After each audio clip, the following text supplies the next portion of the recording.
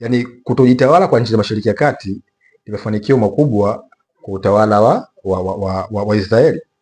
Ndio lengo la Israeli, kuna kwamba kutengeneza catastrophe, kutengeneza chaos, kutengeneza nakba kama vile ambavyo Waarabu wanavyoita. Kwa walikuwa wanajua. Sasa hupi ulikuwa ni muda sahihi. Muda sahihi ulikuwa mwaka 2026, 2025 au ulikuwa muda sahihi upi? Nafahamu kwamba kwa wenzetu wamekuwa wakifanya kila kitu katika kuzingatia dhana ya falsafa ya wakati na mahali. Tupo wakati gani, unamaanisha nini na tunataka kufikia nini? Kwa hiyo iliamriwa kwamba mwaka 2026 ndio itakuwa ni mwaka wa kuweza kufanya kile ambacho kimsingi walichokifanya. Sasa unaweza kujiuliza kwamba okay, who is next? Kwa sababu ukiacha ile mpango wa Abraham Accord ambao ulianzishwa na Trump kuweza kunormalize uhusiano kati ya nchi za Kiarabu na nchi ya Israeli, lakini who is next? Nani kikwazo ambapo katika nchi ya Mashariki ya Kati?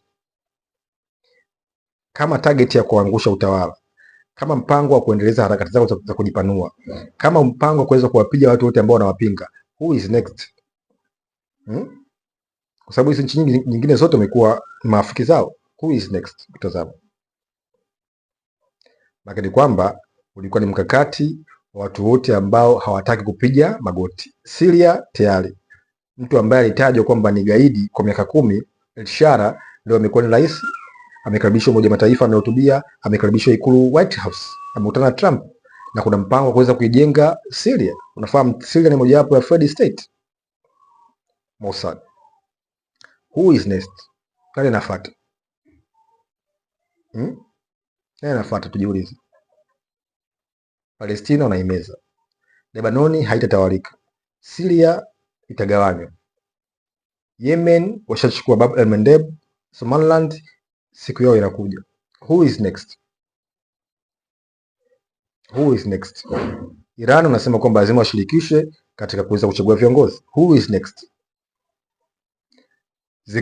The golden age maana ni kwamba kipindi cha dhahabu, maana ni kwamba ni mkakati wa kurudisha nguvu na kuwaondoa wote ambao wanahisi wao ni kikwazo kwao.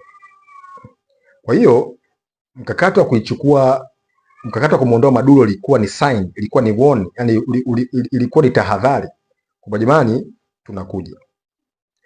Nitakuja kuelezea namna gani ule mkakati wa vita za kiuchumi kati ya kambi ya Mashariki na kambi ya Magharibi. Nafahamu kwamba sasa hivi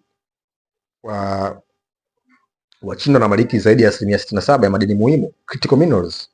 Mpango wa kuichukua Kongo, kuweza kuwasilisha mikataba pale White House kati ya Rwanda na DRC ulikuwa ni mkakati wa kuweza kuhakikisha kwamba wanaweza kufaidika na madini. Mkakati wa kuweza kumuondoa Maduro ni mkakati ambao unatajwa kwamba kuweza kupambania kile kinachoitwa Western Hemisphere. Who is next? Inatajwa Cuba. Trump anahitaji Cuba baada ya kumalizana na Iran. Nafahamu Cuba imekuwa ni sehemu ya kimkakati sana tangu kipindi cha vita baridi. Nikija nitazungumza kuhusu dhana ya vita vya kiuchumi miongoni mwa mataifa haya makubwa mawili.